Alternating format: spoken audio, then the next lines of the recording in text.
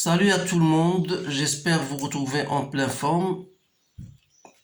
Bienvenue dans votre site maths et physique en poche. Dans cette séance, je vais partager avec vous, chers étudiants et étudiantes, un exercice concernant les nombres complexes, toujours dans le cadre de vous préparer au jour de l'examen. Donc voilà, vous avez le sujet devant vous, vous préparez bien sûr la lecture et vous répondre aux questions. Donc vous avez une équation d'abord à résoudre dans l'ensemble C. Puis donner la forme exponentielle de 1 sur Z1, 1 sur Z2, telles que Z1 et Z2 sont les solutions de E. Deuxième question, dans le plan complexe associé à un repère orthonormé, on considère les points A, B, C d'affixes respectifs A, B, C tels que A égale 4, B égale 1 plus I racine de 3 et C égale 1 moins I racine de 3. Calculer B moins A sur C moins A pour déterminer la nature du triangle ABC. On déduire que B est l'image de C par la rotation du centre A et d'angle à déterminer. Déterminer l'affixe de D, l'image de A par la translation du vecteur CB, puis déterminer la nature du quadrilatère ACBD. Déterminer la nature de gamma, l'ensemble des points M du plan d'affixe Z, tels que IZ plus racine 3 moins le module égale le module de Z moins 1 plus I racine 3. Montrer que G, le centre du cercle conscrit, bien circonscrit au triangle, appartient à gamma. Donc voilà, ce sont des questions typiques de l'examen. Donc vous devez quand même comprendre, et surtout les dernières questions 4 et 5 sont des questions très intéressantes. Il faut savoir comment répondre à ce genre de questions. Alors c'est pour cette raison que j'ai choisi cet exercice pour vous. Donc on va attaquer bien sûr les réponses. Donc vous pouvez stopper la vidéo pour répondre tranquillement aux questions posées. Donc alors là, pour répondre à la question 1, résoudre. Donc je vais écrire d'abord cette équation de type ax carré plus bx plus c. Donc voilà. Donc alors vous déterminez delta, c'est facile à déterminer. Donc b au carré moins 4a fois c. Donc c4 moins 16, ça fait moins 12, que je peux écrire directement ces deux racines de 3 i au carré. Ça va me simplifier bien sûr de trouver Z1, c'est moins B, c'est-à-dire 2 moins 2 racines de 3 i sur 2a, ça veut dire sur 8, donc ça donne 1 moins racine de 3 i sur 4. Alors Z2 sera égal à Z1 bar égal à 1 plus racine de 3 i sur 4. Ça, c'est une question simple. Donc, question B, donner la forme exponentielle de 1 sur Z1 et 1 sur Z2. Alors là, je vous conseille de bien savoir travailler parce qu'il y a des étudiants qui vont faire le calcul 1 sur Z1, il faut multiplier par la forme conjuguée, donc ils vont faire d'autres choses. Donc, ce n'est pas la méthode la plus convenable. Alors là, tout simplement pour trouver la forme exponentielle de 1 sur Z1, je dois d'abord trouver le module de 1 sur Z1 qui n'est autre que le module de 1 sur le module de Z1. Alors, pour nous, Z1 c'est quoi? C'est 1 quart 1 moins racine de 3i. C'est-à-dire que le module de Z1 comme étant produit de deux nombres complexes, donc c'est le module de 1 quart, donc c'est 1 quart. Le module de 1 moins racine de 3, c'est 2. 1 plus 3, c'est 4 racine de 4, donc c'est 1 demi. Donc je vous conseille bien de faire ces choses-là parce que ce sont des astuces que je vous donne. Parfois, il y a des étudiants qui vont faire 1 Z1, donc ils vont multiplier par 1 quart et donc vous allez faire 1 quart au carré plus racine 3, donc ça peut vous faire des erreurs. Donc c'est plus simple, c'est d'appliquer les propriétés concernant les nombres complexes, produits de complexes. Le module d'un produit, c'est le module de Z1 fois Z' par exemple. Donc c'est ce que j'ai fait. Alors il me reste d'argument de Z1. Donc, argument de Z1, comme on a dit que Z1 est un produit de deux complexes, je peux mettre ces arguments de 1 quart plus argument de 1 moins racine de 3i. Alors, l'argument d'un nombre réel positif, c'est 0. Donc, il me reste argument de 1 moins racine de 3i. I. Alors, pour chercher l'argument de ça, c'est plus facile. Pourquoi? Parce que 1 moins racine 3i n'est autre que 2, 1 demi moins racine de 3 sur 2i. C'est-à-dire que C2, le module C2, l'argument, donc c'est quoi? C'est moins pi sur 3. C'est simple à déterminer. Donc, je peux même l'écrire en fonction forme exponentielle. Donc, c'est 2 moins i pi sur 3. Alors, donc, je peux dire que Z1, voilà, Z1 c'est quoi? Son module, c'est 1 demi. Et son argument, c'est quoi? C'est moins pi sur 3. Voilà. Donc, je peux l'écrire sous forme exponentielle, comme je vous ai dit. Donc, c'est 1 demi, l'exponentielle de moins i pi sur 3. Voilà. Alors là, ça, c'est Z1. Donc, moi, ce qui m'intéresse, c'est la forme exponentielle de 1 sur Z1. Donc, le module de 1 sur Z1, vous savez que c'est quoi? Le module de 1 sur Z1, c'est le module de 1 fois le module, sur le module de Z1. Donc, c'est-à-dire que 1 Z1 sera quoi? Égal 2 exponentielle de i pi sur 3 parce que le module, donc voilà, vous connaissez Z1, donc 1 sur Z1 n'est autre que 1 sur tout ça. Donc 1 sur 1 demi c'est 2 et 1 sur l'exponentielle de moins i pi sur 3, c'est l'exponentielle de i pi sur 3. Donc voilà la forme exponentielle de 1 sur Z1. De même, je peux en déduire 1 sur Z2 qui n'est autre que 1 sur Z1 bar. Voilà, donc ça va me donner de l'exponentielle de moins i pi sur 3. Voilà la forme exponentielle de 1 sur Z1 et de 1 sur Z2. Question 2, dans le plan, etc. Calculer. Donc ça, c'est un simple calcul. Il suffit de remplacer B-A sur C-A. Donc, c'est 1 plus i racine de 3 moins 4 sur 1 moins i racine de 3 moins 4. Donc, ça va vous donner moins 3 plus i racine de 3 sur moins 3 moins i racine de 3. Donc, si je multiplie par la forme conjuguée, ça va me donner ça au carré sur 3 au carré, ça fait 9 plus 3.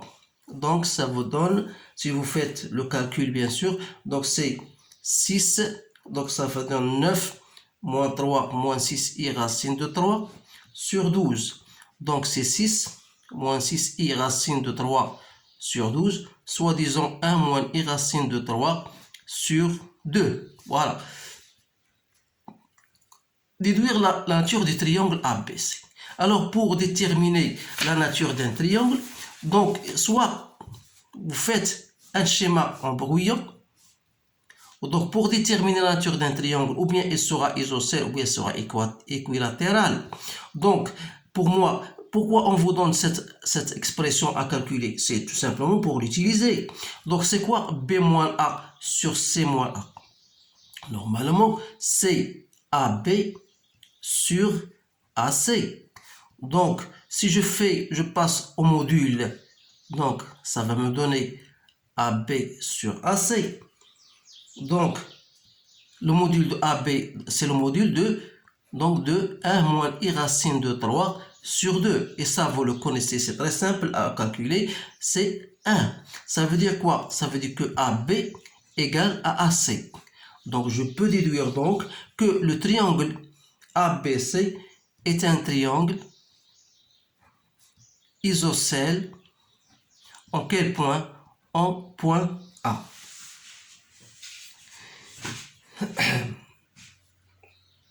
Maintenant, parce que c'est donc AB égale à AC. Donc, vous pouvez même aller plus loin, chercher cet angle-là. Donc, c'est différent de pi sur 3. Donc, c'est pas un triangle équilatéral. Donc, c'est un triangle isocèle. Maintenant, je passe à la question 4. Pardon, la question 3. Non, question B. On déduit que B est l'image de C par une rotation de centre A et d'angle à déterminer. Donc, toujours, je fais un schéma. Donc, voilà, j'ai la rotation de centre A et d'un angle que je dois déterminer. Ça s'appelle d'état. Donc, on va dire montrer que B, voilà, c'est l'image de quoi? C'est l'image de C. Alors pour montrer, on a montré tout à l'heure que AB égale à C. Donc on a montré que AB égale à C. Donc il suffit de déterminer. Donc ça veut dire quoi? Ça veut dire que vous avez une rotation que B est bien l'image de C. Donc il suffit de déterminer l'angle entre AB et AC. Donc l'angle entre AB et AC, voilà, c'est quoi? C'est argument, si vous voulez, argument de AB sur AC. Donc c'est quoi? C'est argument de B-A sur C-A. Donc c'est argument de quoi? Argument de 1 demi moins I racine de 3 sur 2. Et ça, c'est bien sûr, c'est cosinus de pi sur 3. Je pense l'argument de AB à C. Donc, quel sera l'argument de ça? Donc, c'est argument, donc c'est pi sur 3, je pense. Donc, à cause de pi sur 3, donc il y a un signe moins ici, donc c'est moins pi sur 3. Donc, ça veut dire que l'angle qu'il y a entre A, B, A, C, comme ça, je fais, donc sera pi sur 3. Donc, l'angle que fait AC et AB avec AC, c'est pi sur 3. Donc, ça veut dire quoi? Ça veut dire que, donc, on peut dire que B est l'image de C par la rotation R de centre, bien sûr, A, et d'angle, quoi? D'angle pi sur 3. Donc, c'est l'angle que fait AB avec AC. Par contre, l'angle que fait AC avec AB, on a trouvé moins pi sur 3. Donc, c'est l'angle, c'est pi sur 3. Alors là, je vous tiens, parce qu'on a dit que c'est un triangle isocèle. Mais, si vous voulez bien savoir, puisqu'on a trouvé l'angle que fait AB et AC égal à pi sur 3, ou bien moins pi sur 3, ça veut dire que cet angle est égal à cet angle. Donc, il s'agit maintenant, on peut dire qu'il s'agit non seulement d'un triangle isocèle, mais c'est un triangle équilatéral. Latéral. Voilà. Donc, je peux pas, donc je m'excuse, donc je fais parce que je réponds à ces questions sans avoir une réponse avec moi. Donc, je m'excuse s'il y a une erreur. Donc, l'important pour moi, c'est que je vous donne toujours la méthode que vous devez suivre pour conclure quelque chose sur ce sujet-là. Donc, maintenant, à partir de la question 3, déterminer la fixe D de l'image de A par la translation du vecteur CB. Donc, toujours, vous avez puis déterminer la nature du quadrilatère ACB. Donc voilà, ACBD. On vous dit que D, c'est quoi? C'est l'image de A, voilà, par la translation du vecteur CB. Donc vous avez AD égale ACB. Donc, qu'est-ce qu'on vous donne? On vous demande de déterminer la fixe de D. Donc, si D est la fixe de D, donc on aura D moins A égale à B moins C. C'est-à-dire que D n'est autre que A plus B moins C. Donc, vous allez faire remplacer. Donc, D c'est 4 plus 1 plus I racine de 3 moins C, donc ça veut dire moins 1 plus I racine de 3. Je trouve, donc c'est 4 plus 2 I racine de 3. Voilà. Donc, à partir de cette relation-là, on peut conclure que ACBD est un parallélogramme. Voilà. On va passer maintenant à la question très intéressante. C'est la question, je pense, la question 4.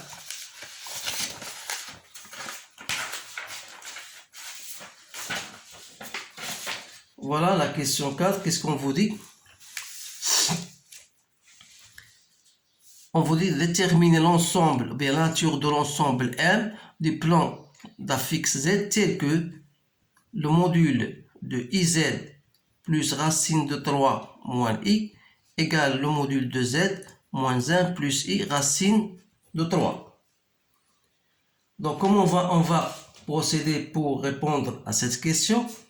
Donc, il suffit tout simplement de faire, voilà, on sait que le module de IZ plus racine de 3 moins I, je peux l'écrire comme étant, c'est le module de quoi? C'est le module de I en facteur de Z moins, ou plus, pardon, plus racine de 3 moins I sur I. Je peux le faire de cette façon-là. Or, vous avez un produit de 2 complexes, donc le module de I c'est 1, donc il reste quoi? Le module de Z, plus racine de 3 moins I sur I. C'est-à-dire, c'est quoi? C'est le module de Z. Donc, racine 3 moins I, je dois multiplier par I de part et d'autre. Donc, ça va me donner quoi? Donc, racine de 3 moins I. Ici, je multiplie par I, ça donne moins 1. Donc, ça me donne quoi? Z moins, si vous voulez, moins I fois I, c'est moins 1. Donc, avec ça, c'est plus 1. Donc, c'est moins 1, moins racine de 3, I. Alors là, la remarque que vous devez faire, voilà, moins 1, moins racine de 3, n'est autre que 1 plus I racine de 3, c'est moins B. Donc, ça veut dire que ça n'est autre que BM. C'est le module de BM.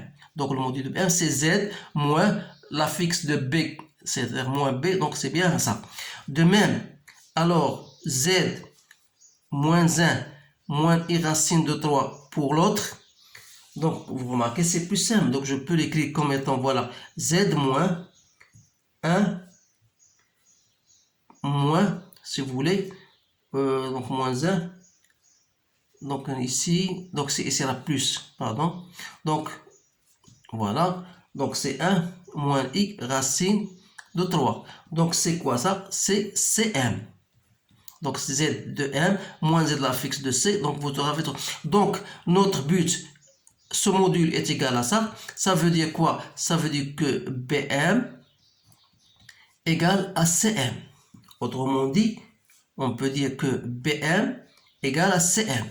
Ça représente quoi? Donc, ça veut dire si vous avez, bien sûr, BC, et vous avez l'ensemble des points M, tel que BM égale à MC. Donc, ça représente la médiatrice, si vous voulez, du segment BC. Donc, l'ensemble gamma n'est autre, c'est l'ensemble des points qui représentent, si vous voulez, la médiatrice du segment BC. Voilà la réponse à cette question. Maintenant, on vous dit, voilà, montre que G est le centre du cercle circonscrit au triangle ABC. C'est-à-dire, si vous avez un triangle ABC entouré par un cercle, alors si G est le centre de ce cercle, bien sûr, vous devez avoir GA, normalement si G est un centre de ce cercle-là, vous devez avoir quoi? Ça veut dire vous devez avoir GB égale à GC. Donc, GB égale à GC. Et comme on a déjà parlé de la médiatrice, bien sûr, gamma, qui passe par le milieu de BC, ça veut dire que G aussi, il appartient à cette médiatrice. Donc, ça veut dire que G appartient à la médiatrice gamma, bien sûr. Donc, voilà la réponse à cette dernière question. On a bien montré que G appartient à la médiatrice, étant donné, bien sûr, puisque G est un centre, si vous voulez, G est centre du cercle C. Alors là, ça veut dire que GB égale à GC, donc G doit appartenir forcément à la médiatrice de segment BC. Voilà la réponse à cette question. Donc c'est un sujet assez intéressant. Je vous conseille bien sûr de le refaire pour maîtriser ces différentes notions que je viens de vous expliquer. Alors je vous remercie de votre attention et je vous dis au revoir.